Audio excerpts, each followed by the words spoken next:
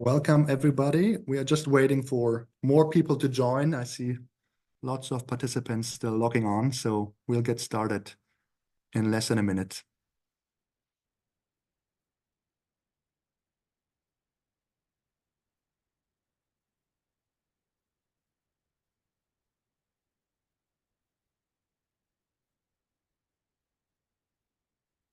Okay, great. So happy that everybody is joining us, and I'm very much looking forward to this session. My name is Jonas Hertle. I'm the chief of the Office of the Executive Director at UNITAR, sitting in Geneva. I greet you from a nice afternoon here. This is the UN 2.0 week, and our session today, very exciting one, looks at unlocking potential with UN 2.0. So very much welcome to a very high number of registered participants. UN 2.0 is the UN Secretary General's vision of a rejuvenated and modernized UN system for stronger results and greater SDG impact through the culture and the quintet of change: data, digital, innovation, foresight, and behavioral science, to take us closer to the 2030 Sustainable Development Goals. At its core, UN 2.0 is about how we can better leverage new expertise in data, digital, innovation, foresight, and behavioral science across our programs, while emphasizing the need to foster a dynamic, diverse, and curious organizational culture where these new skills can thrive. If some of you have listened to some of the sessions and maybe also to the open session earlier this week, you might have heard Under Secretary General Guy Ryder, who said in this week's opening session, UN 2.0, this means all of us and all of you, if you are UN staff and or colleagues, and of course also stakeholders, member states. We all need to embrace and get along with this new vision for doing our work. And this, of course, means we have to bring everybody along. So I'm very thrilled that we have a number of experts from across the UN system today joining us for this panel discussion, and I'll introduce them in a minute. And we look at ways to build capacity, to offer trainings, to bring all of us and bring all of you along. So this session has a twofold objective. So we have about an hour, and we want to, on the one hand, make the case for renewed and new forms of developing skills and capabilities of UN staff and colleagues to enable UN 2.0. And at the same time, we want to provide some concrete training and capability building offerings that you can use from across the UN system and that you can take part in starting today. As I said, we have an excellent panel of UN colleagues from the UN Secretariat as well as from the UN system who I will then introduce and who will address all of these points. You as a webinar participant have the chance to use the Q&A section on the lower part of your screen to ask questions, and we come after a first round of questions to some of those questions that you are posing. You are also able to vote up questions that you find relevant with this like button, and I strongly encourage you to do so we can see better which questions are relevant to pose to the panel. To get us started and to really see who you are as webinar participants, we are posing a Zoom poll question. And if I can ask my colleague Johanna to pull that up now. And the question is, considering the 5 areas of UN 2.0, data, digital innovation, strategic foresight, and behavioral science, which do you find most pertinent to your current responsibilities or role? If you can take a quick moment just to put in your choice, and it's an either or choice. And then we can take that also into consideration when we now go forward with this webinar.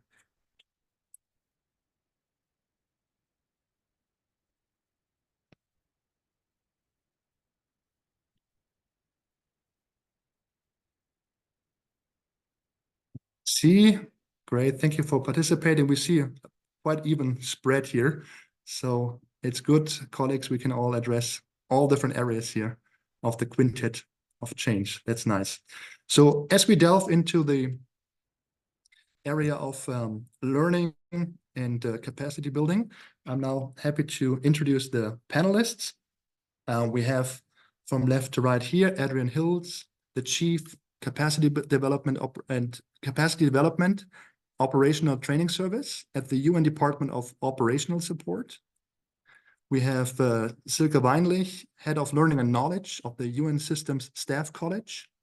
We are joined by Tom Wambele, the Chief Learning Innovation at the International Training Center of the ILO. And we have Ewan Barker, Chief Business Transformation, Innovation and Analytics Services at the UN Department of Management Strategy, Policy and Compliance.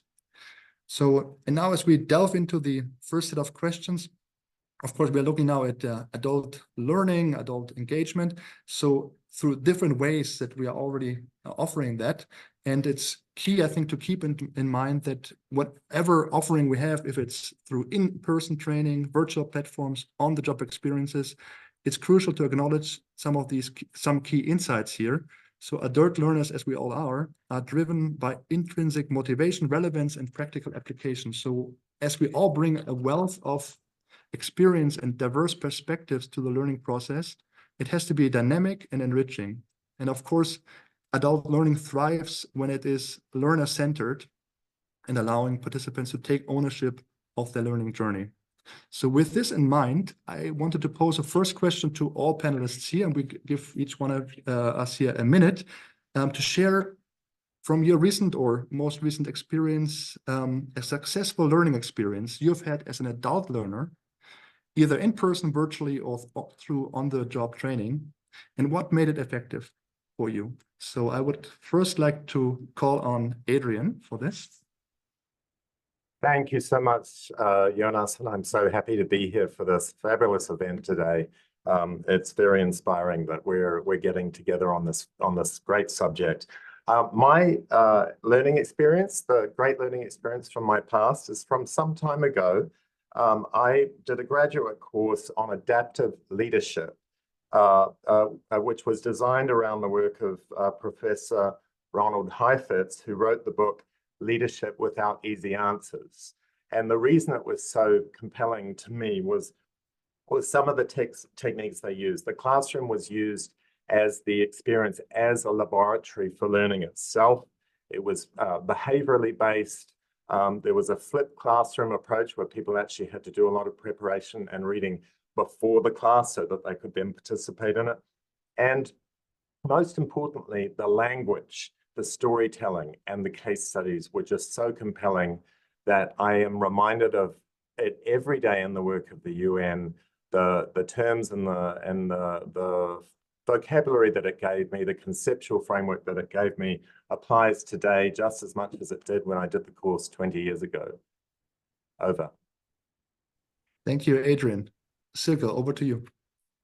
Thank you, Jonas. It's indeed a pleasure to be here on this panel. And thank you also, Adrian, for raising the attention to adaptive leadership. That's what we also use in our program. So I'm happy, and I had a similar experience. But what I want to share today here is an example of an executive leadership course that I took a couple of years ago when I was still not with the UN, but outside. And that was actually a course with the Staff College.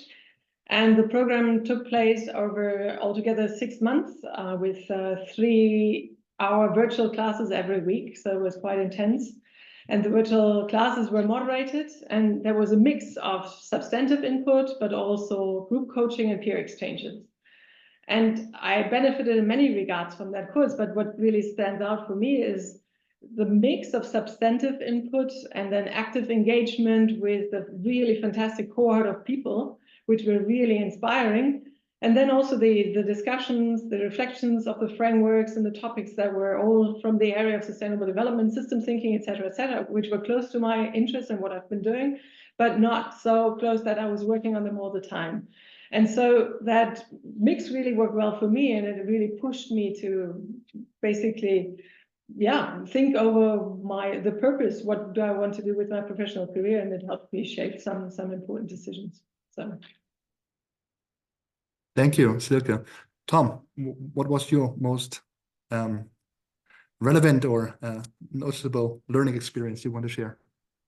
Thanks a lot, Jonas. And it's not Tom Wambele. That probably is my Swahili version of the name, as I'm currently in Nairobi. And if I reflect on a successful learning experience that happened an hour ago, was finding good internet connection in a low bandwidth setting. So I hope I succeeded in that. But usually when I think what my successful learning experiences are all about, are almost all of them are, let's say, not foreseen, not intentional. We sometimes call it, let's say, serendipity.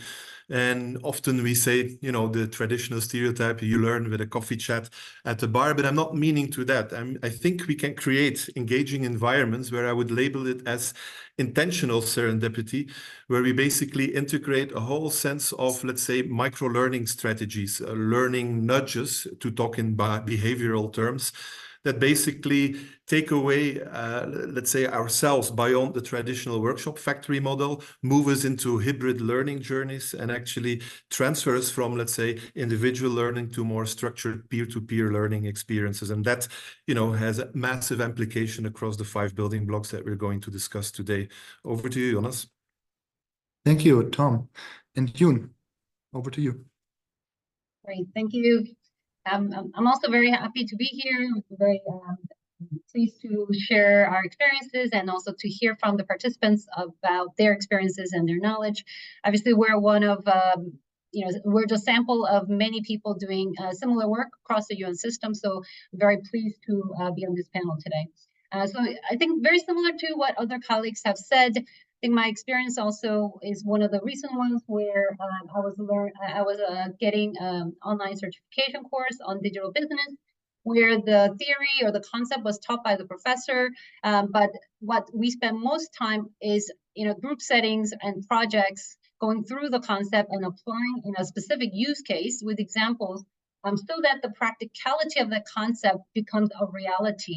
And then those learning becomes a habit of something we would do differently before learning versus after learning. I think that's what was meaningful for me, and I find such learning very helpful.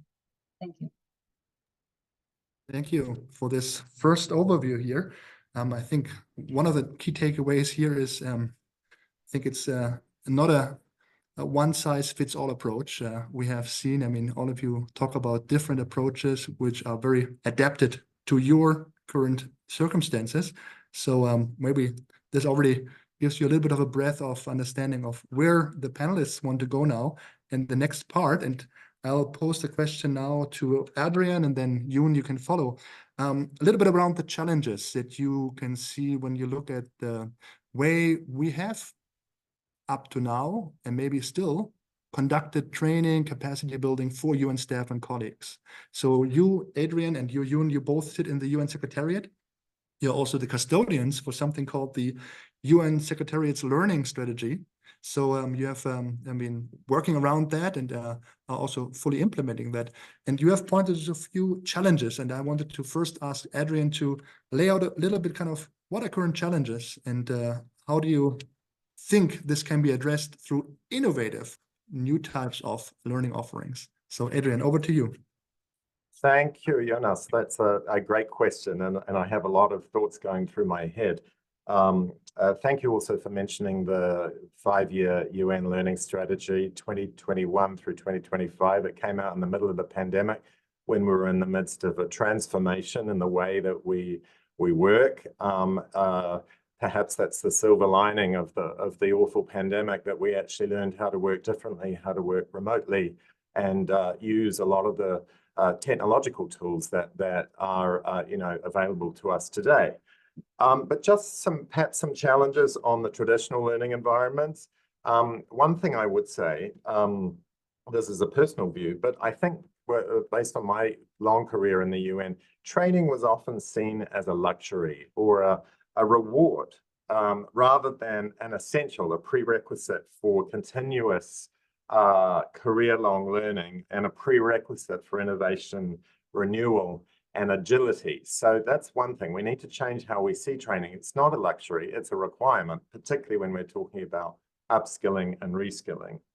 Second challenge, I think there's often a perception that training means going on a course or learning means going on a course. In fact, as an adult learner, most of our, in the professional setting anyway, most of our learning happens in the flow of work. And it draws from experiences on the job and from exposures to different contexts, colleagues, teams, and systems. So the course is great. It's very good for technical type challenges and operational demands, but often it needs to be complemented with other things.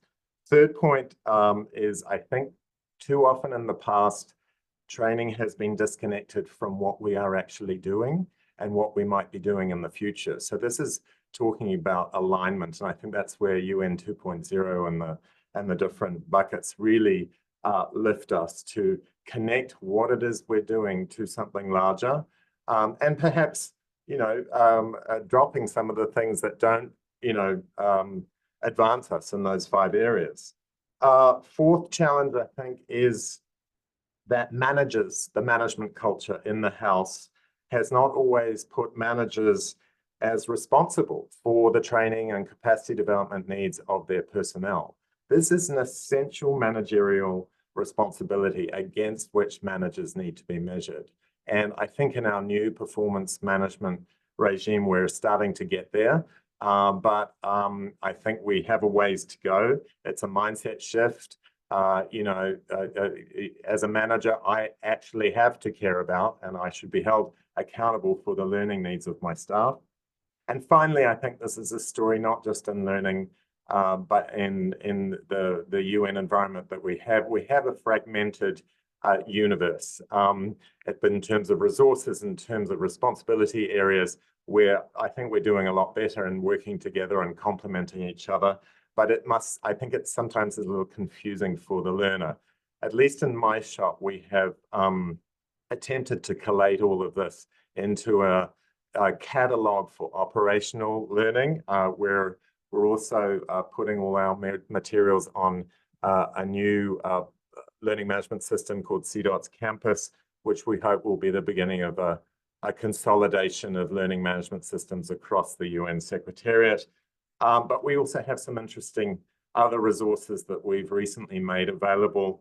The UN Knowledge Gateway is a repository, a searchable repository around themes for guidance.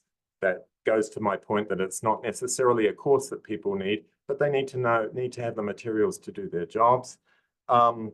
And we have a very interesting and innovative storytelling, video storytelling initiative called Untold, behind the scenes of UN operations, in which we run with our colleagues, with UN's colleagues, in fact. We run global conversations around challenges in the support realm where that might not be known to people. And in fact, with a dispersed organization like the UN, with entities all around the world, this has really improved the connective tissue, I would say. And definitely, I think it goes to the point of how people are learning. People are not learning from long documents. They prefer micro-learning, they prefer webinars, little chunks of learning all the time. It's not a one-time event. It's not a luxury.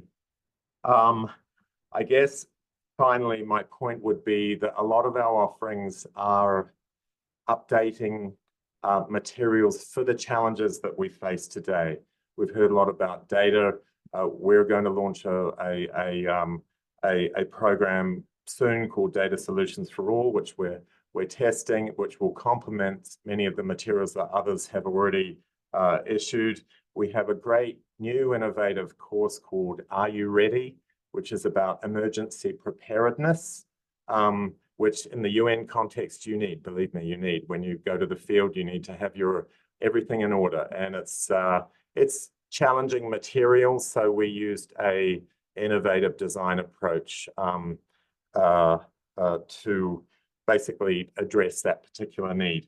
Again, behavioral focus. We have a program called Ethos for mid-level managers in the field. It's around behavioral type questions. And finally, perhaps in terms of strategic foresight, which is perhaps one of those areas where we're least developed as an organization, I would say, looking into the future and imagining how it could be. have a tendency more to react to the present, I would say. But we've come up with a very interesting course which we've just released around scenario planning, which could, has universal applicability and is pretty, it's a pretty low time investment, but we think it's very valuable. So thank you for that. Great. Thank you so much, Adrian, for opening up. The key takeaway I take from you is learning is not just joining a course. So you made very good points here. I'm going to turn it over to your colleague also in the UN Secretariat, Yoon Barker, and she will add to what you have said and also bring in new points. I also wanted to encourage participants to check out the chat because we have helpful help. Everything that Adrian and also now the next speakers will refer to in terms of trainings and also other offerings is going to be posted here in the chat with links when they are available. Yoon, over to you.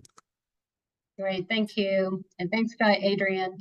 So just follow up from what he says, one of the challenges he mentioned was this long drawn courses, a lot of reading, but less practical on what that actually means on the learner's day-to-day life.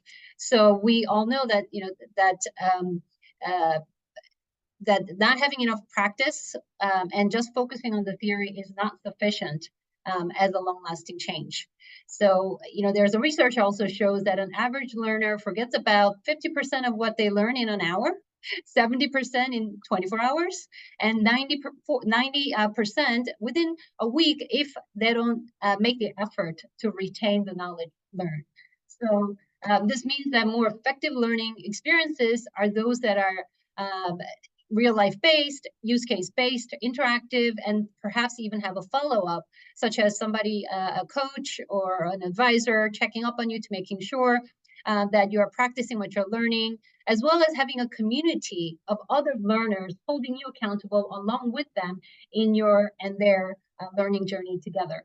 So such approach is what we have been incorporating in our business transformation team.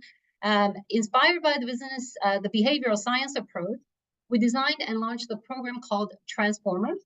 It was started as an idea around how to help teams improve engagement based on behavioral change approach and nudge theory that was mentioned earlier.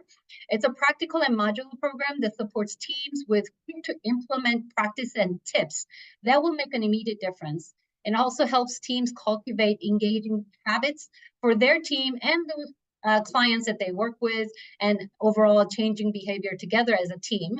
So we've developed 6 modules so far in various aspects, and we're constantly receiving feedback from the participants so that we can continue to improve the content as well as the approach on how we deliver the course and the coaching sessions that we do in between the learning. So in addition to a workshop, we are providing 3 coaching sessions in between so that the team can practice and then come back with feedback as to what additional tips, what worked, what didn't work, so that some of these behaviors can really be a long-lasting change across.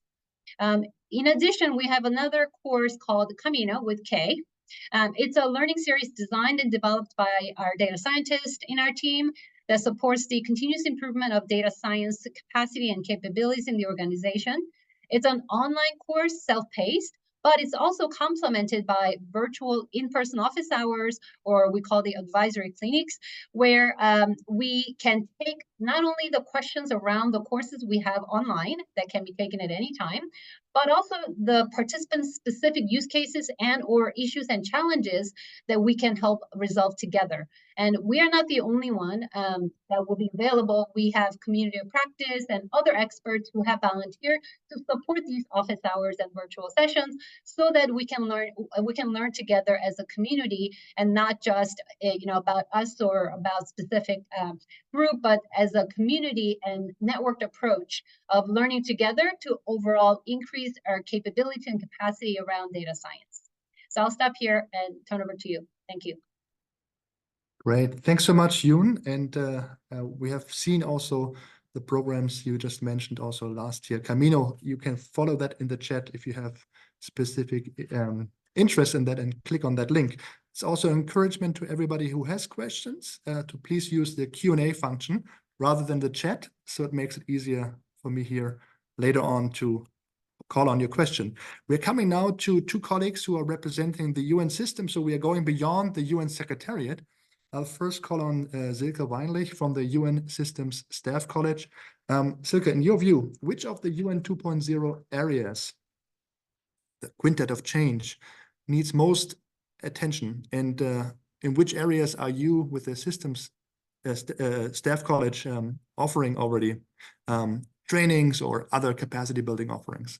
Silke, over to you. Thank you, Jonas, for this question.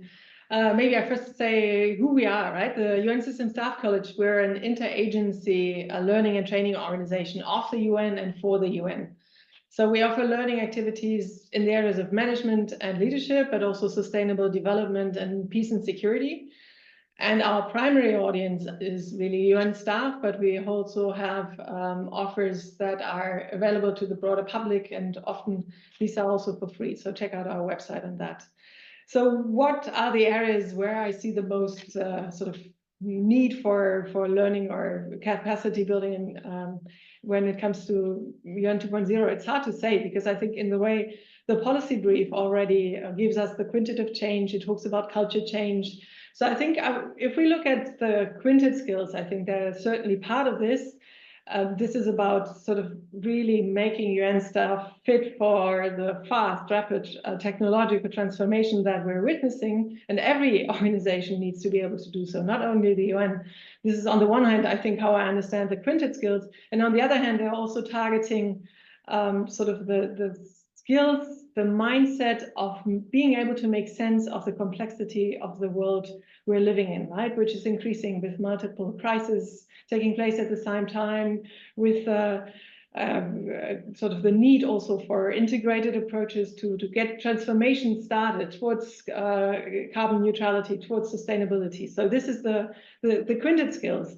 And I'm going to say a bit about what we have on offer on that. And secondly, I think, to my mind, we should also talk about leadership courses, right? Because in a way, the UN system leadership framework says every UN staff can be a leader and should be a leader. It's not about senior management, and everyone can prompt change. That's the next keyword, right? Can take a step, maybe sometimes also out of the role, and think about what the organization needs and how he or she can contribute to this by bringing together people, by really reminding everyone of the purpose. So our leadership courses or the area of leadership is also important. And the third one I want to mention is change and change management. In the end, UN 2.0 is a massive exercise in pushing the UN towards a vision of being more responsive, more agile, more future fit, right? And that also entails a change in the culture. And there, I would also like to mention our courses on change management, because there's an art and science behind this.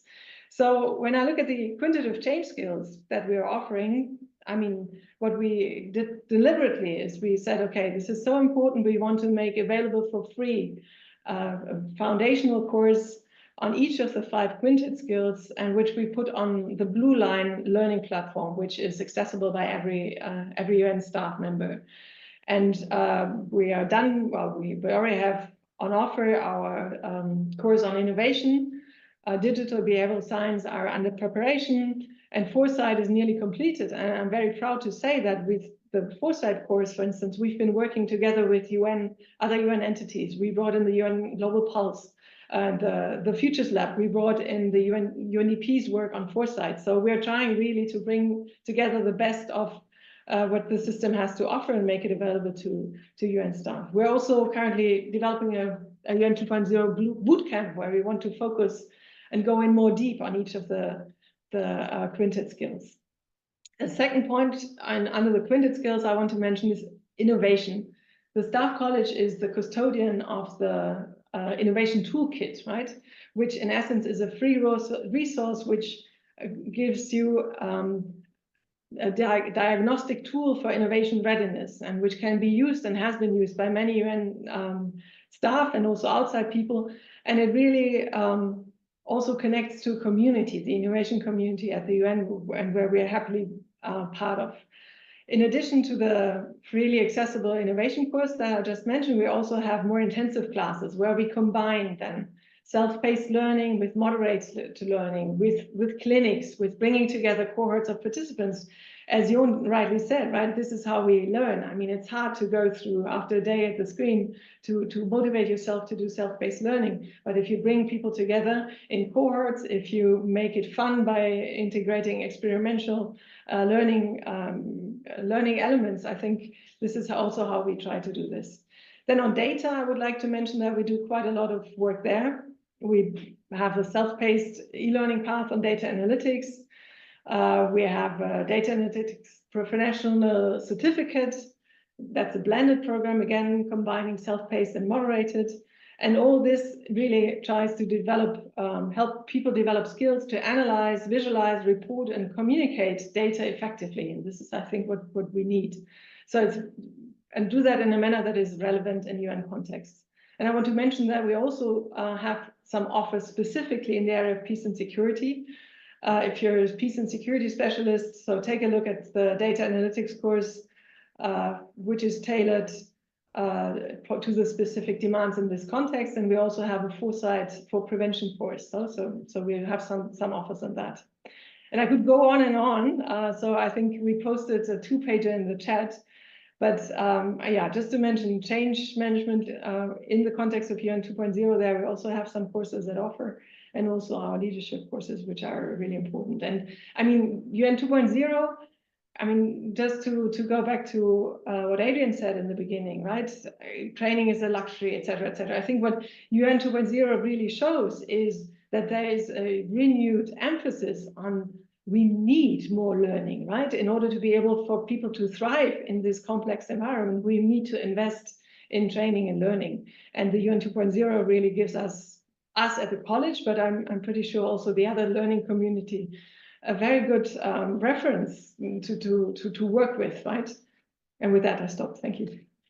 Thank you so much, Silke. Indeed, we have a number of the offerings you mentioned here in the chat, and really great overview here of what you are offering. So thanks so much.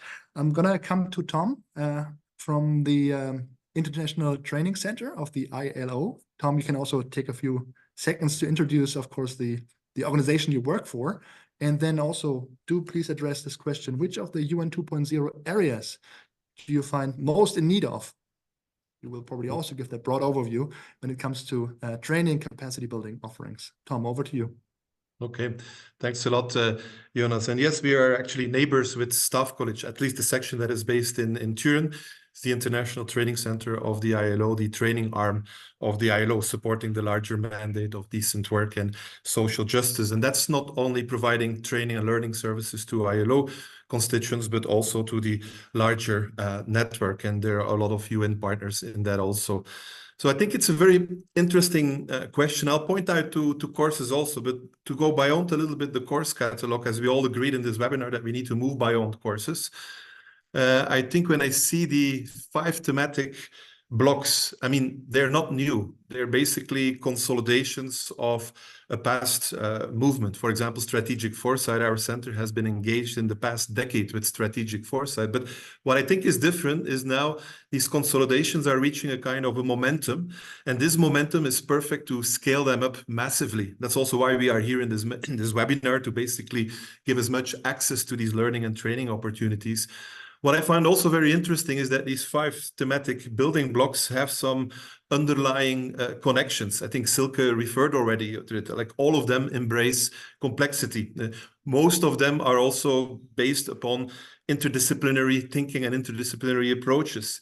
And I think if you look at the 5 blocks, it's also not really focusing on individual learners. We also try to address basically organizational learning, and that is basically an added value of the 5 different approaches that we see here. They're embedded into a larger ecosystem, whether that's the organization or a larger macro entity.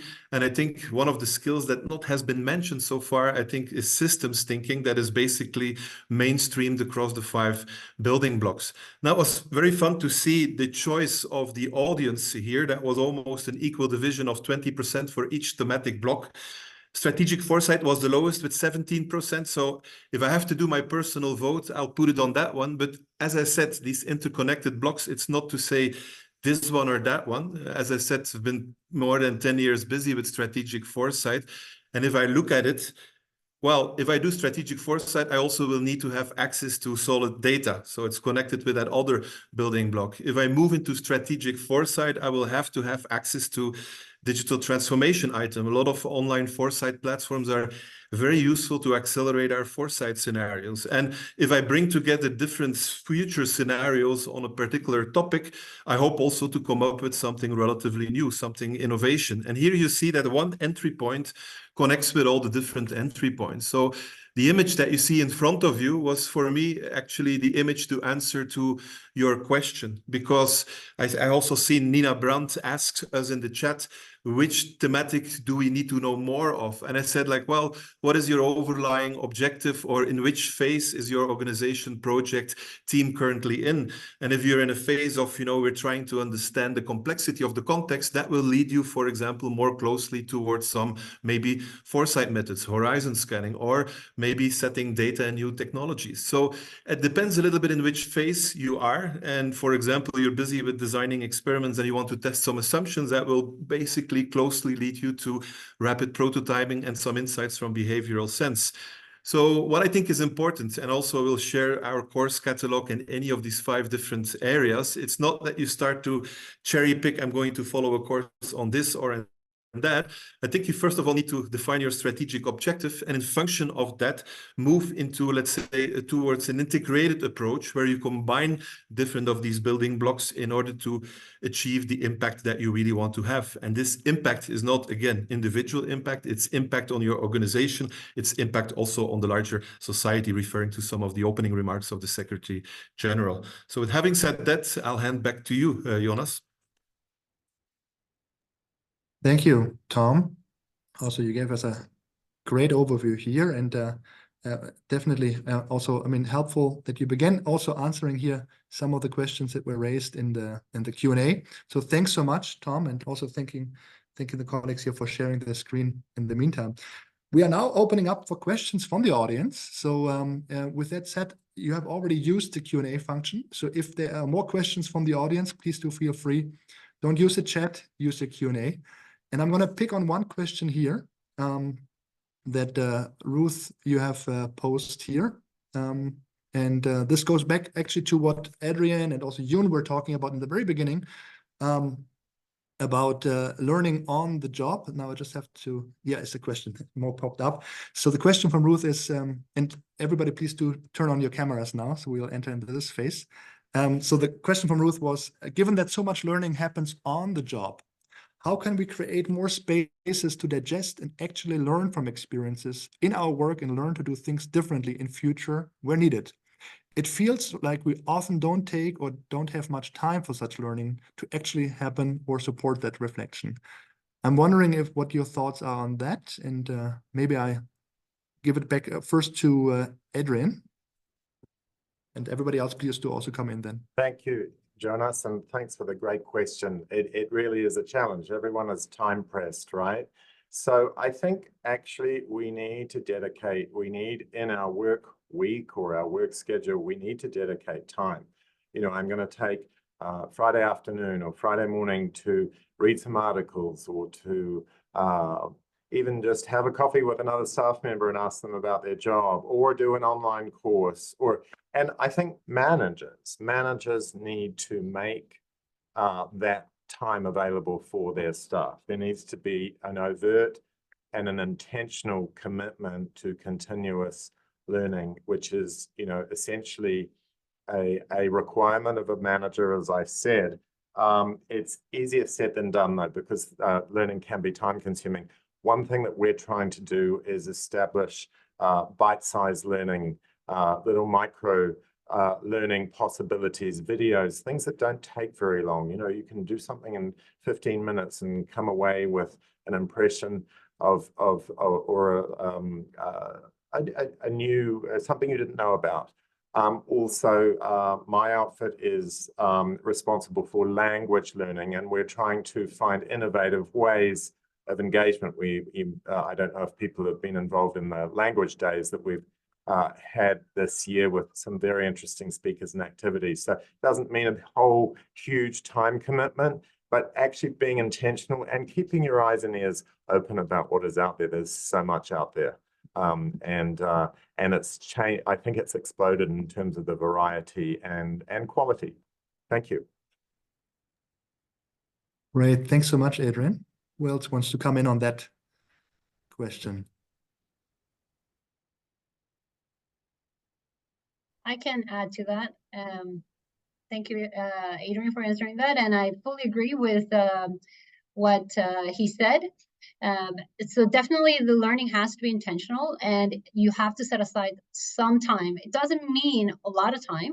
It could be as simple as an hour every few weeks, or 30 minutes every week, which I think, if we really look very closely on what we do on a day-to-day basis, I think it is something that is feasible. Maybe not all the time, but time to time. And that's where the intentionality of learning has to come into play. And learning does not always have to be through a formal class, right, as Adrian mentioned and others.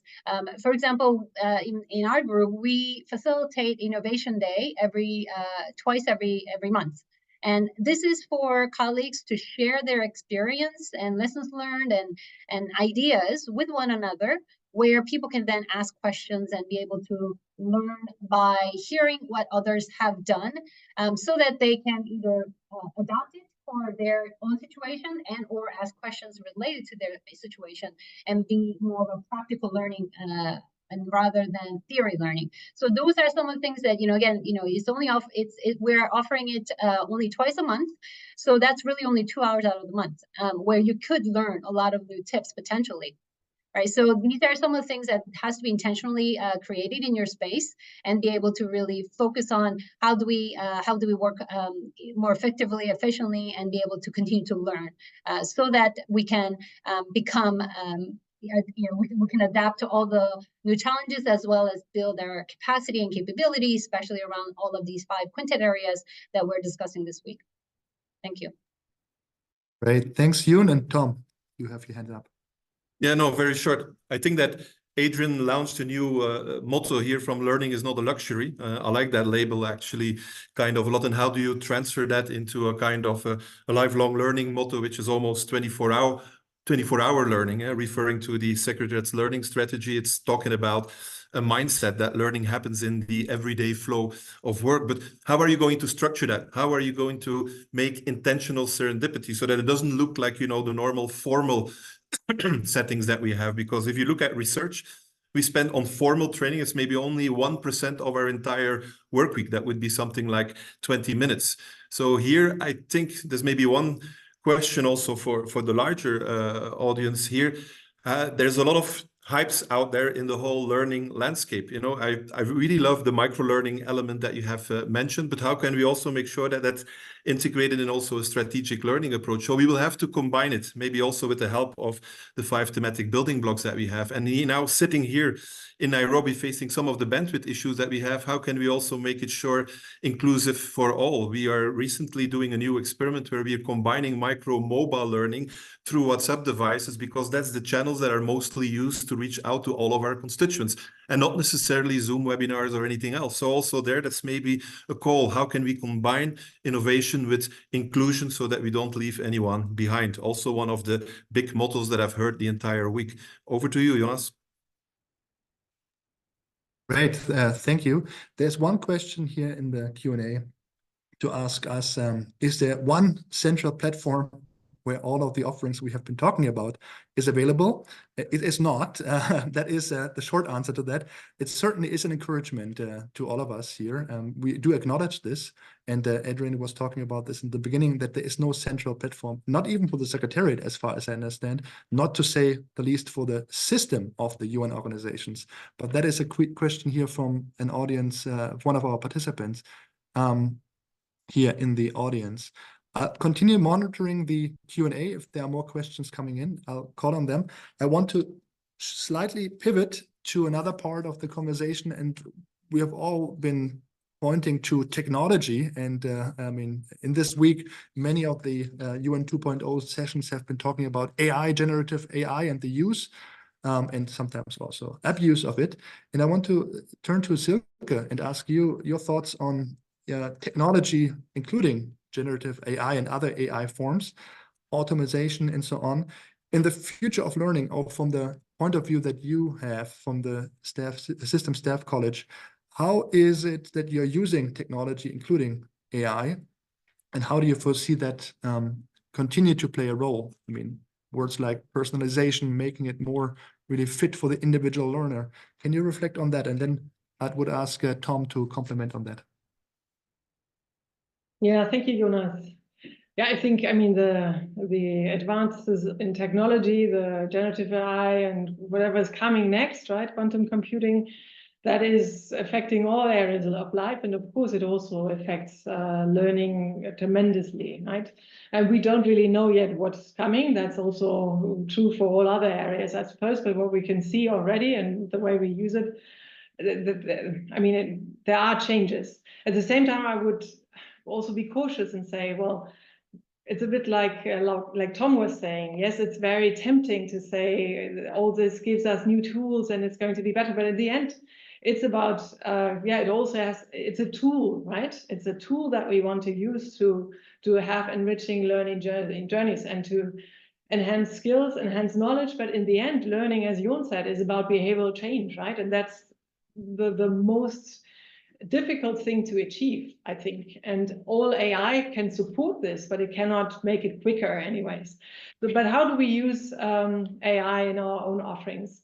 On the one hand, we have some courses on how to deal with AI, right? When you do communications, when you do learning offerings, when you design learnings. And there we're making very sure that it's on the one hand about the technical issues, what to use, which platform, et cetera, what tools. But on the other hand, it's also about the ethics, right? Because we should not, especially as UN, we should be very, very much aware of all the conundrums which are hidden in the use of AI. So how do we make use of AI in our own offerings?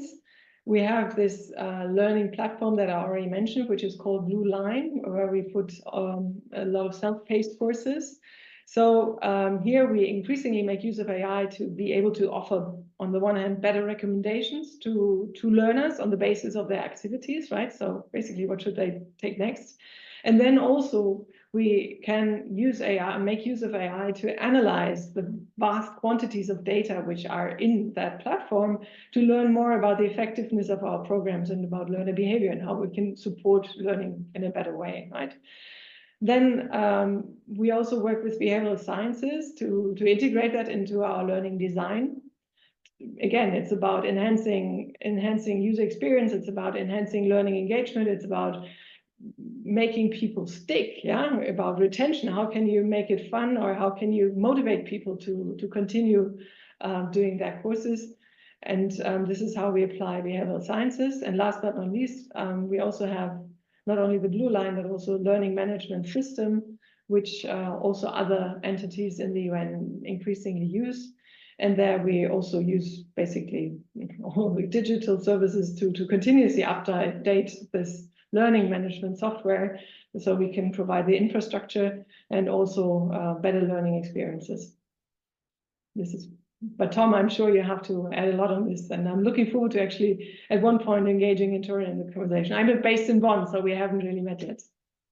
No, but we are engaging not only on this topic, but also on strategic foresight. And I think I meant the two of us. I know that our organizations are together. No, but it's definitely a call for more interagency work on these different topics, because together we can do more than each single agency alone. And Silke, I fully align with, we have to watch out with specifically with technology, with the hype cycles. If you look at the hype cycle of Gartner every year, I mean, 2 years ago, it was all about the metaverse. Now we're in the generative AI type of hype, what it's going to be in about 2 years. But we're looking at it, what does it bring in terms of added value for our learning and training processes? And not a lot of research is yet available of what is effective. And we will need to watch out that we don't become more efficient in being not effective. So that's more of a kind of a critical reflection on that. But I think it's super nice. It's an accelerated age. It's exponential change that is ahead of us. And we see colleagues experimenting. And experimenting in learning is not just using,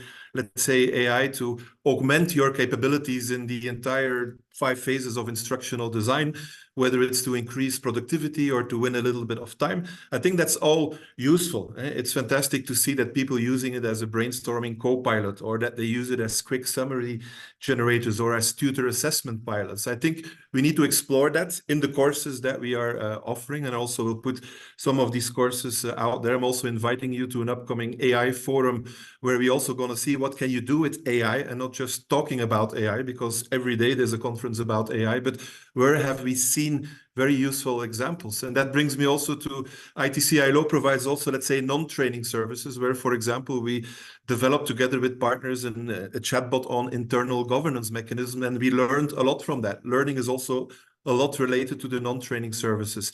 Apart from the whole experimentation zone, I'm going to connect this AI block with another block. It's the data block. And I think that's really a field, Silke was already mentioning it, not only connecting it with data analytics, but connecting it with learning analytics, so that we enter into a full new form, knowing that we have digital information, we will have access to big data. And if our organizations transform step by step, I think that will be the big win in the long term, so that we really can use the field of predictive learning, that we can anticipate on future learning needs. It's still a little bit of, the future is close to the door, but we need to invest and move beyond this kind of experimental stadium and use of, let's say, in a really effective way. And that's the big win I see in the mid-long term, beyond the many quick wins in terms of, improving our instructional design on the 5 different phases. Back over to you, Jonas. Thanks so much, colleagues. I am looking at the hour here. We have 5 minutes left. Just want to remind everybody, I want to come back to Yoon and to Adrian with one question from the audience. And if I ask you to be succinct on that, there's a question in the reality, that many people are facing in the UN system, at least Secretariat, budget cuts. The question goes around that. And the question is really, how do you recommend to continue motivating people to keep learning your message, make it part of your daily work life or your life in times of budget cuts, and colleagues are feeling that they are more and more swamped with tasks related to that. So maybe a few thoughts around that. How do you keep individuals motivated to learn in times of budget cuts? Adrian, Yoon, and then we come to a close.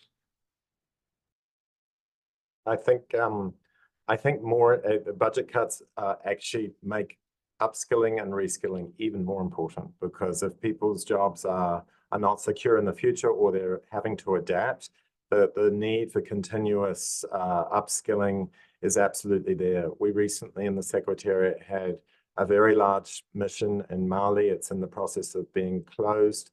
Lots of people either lost their jobs or had to be reassigned into new jobs almost overnight. And of course, that implies quite a lot of change and adaptation for these new jobs. I know jobs, particularly in the data area, the job requirements are being updated.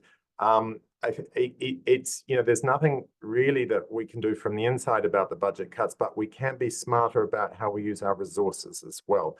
We are notoriously fragmented. I think, as I think Tom said, if we work better together, we can actually have a bigger impact. One thing where we can save money, and we know this, and we're working on this, is consolidation of the multiple different learning platforms. We recently, our colleagues in the MSPC led an exercise, and we're hoping to consolidate, at least in the Secretariat, a lot of our material on the Staff Colleges hosted platform over the next 2 years. So that's, being smarter about the resources we do have, and turning the budget pressures into an impulse to continuously skill and upskill, reskill and upskill. Over. Thanks. Yoon, do you want to add some thoughts on that question? Yes, thank you. Again, I agree with what Adrian mentioned, that we as staff members need to become more versatile, embrace the change, regardless of the financial situation, which we obviously individually at the individual level don't have control over. But I think working more smartly is something that potentially we will have to look into. For example, leveraging technology or focusing more on the leveraging, digital platforms in various aspects for possibly creating an easier way of doing certain work.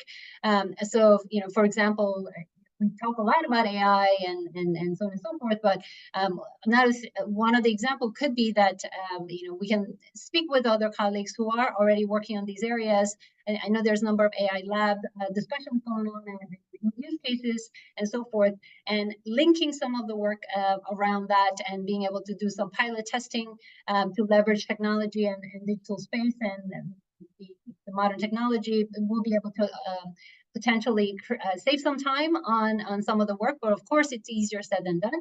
But again, I think what we need to do is have an open mindset and be able to continue to learn, to find ways to work hopefully more effectively and efficiently and faster. Of course, knowing that it's easier said than done, fully understood, but at the same time, I think we do need to have an agility or agile mindset around how do we work together as a team and leverage one another wherever possible. Thank you. This was a great statement, Yun. I mean, I think almost like closing here. I mean, I thank you very much for your thoughts, especially also these last points here. We are coming close to the hour, so we do have to close. I want to give everybody here a few seconds, literally, for final remarks, last points you haven't mentioned. I do thank everybody here. Really, I mean, the main point I take away is make time for learning and make it part of your day-to-day life and work life. I mean, don't think about this as a ticking the box exercise. I hope we elaborated more on that.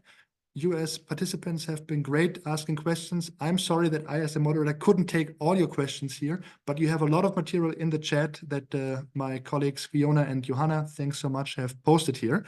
And I also take the opportunity now, before handing over for final words to the panelists, to remind everybody that tomorrow, Friday, there is a final session of UN 2.0 on how UN 2.0 can also help service member states. I encourage you to sign up to that session if you're interested in that. And of course, there is also a mailing list. If you go to the UN 2.0 website, you Google that and you find a mailing list with many more resources that you can have access to. So again, thanks so much to the panelists. I hand over for final words, and this time I go in the reverse order. So I ask Tom to go first, then Silke, then Yun, and then Adrian. Literally 10-15 seconds.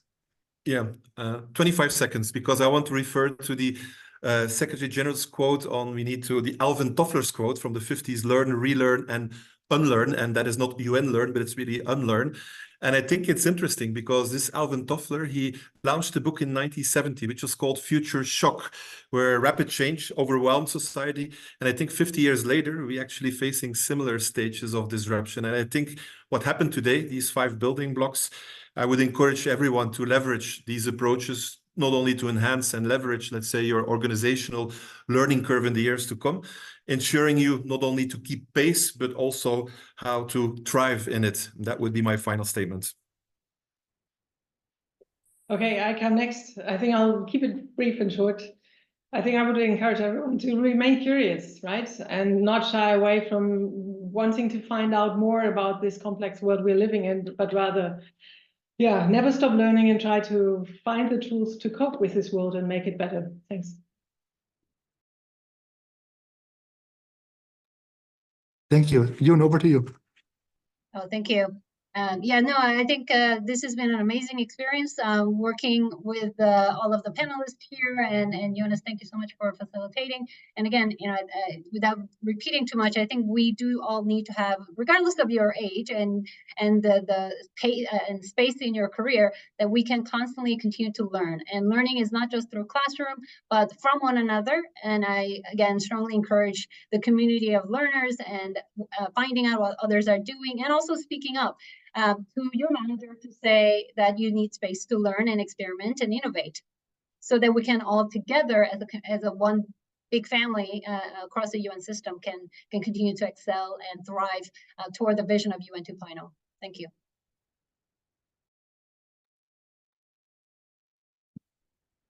These are such great points. I feel like I would almost be repeating them, but two ideas that I've just been thinking about. One thing we didn't talk about much was measuring impact. And I think we all, as learners and as learning providers, we need to think about what is the impact of what we're doing in terms of design. Design is super important in learning. And in fact, as learners, I think we need to find some quiet space. The idea of space is important with all this noise going on and the pace of change, everything. Find some quiet space and think about what is it that I need now to do my job? What is it that I'll need for the future to do my job? And will this program get me there? Over. Thanks so much. And thanks for everybody's participation. I saw the numbers go up and down and up again. So I think we made use of this time. Thanks so much for all of your input here, panelists. Thanks for the questions to the audience. And on that note, I mean, keep on learning, keep on innovating, and keep on looking for UN 2.0 offerings. So thanks so much again, and happy rest of your day, afternoon, and evening.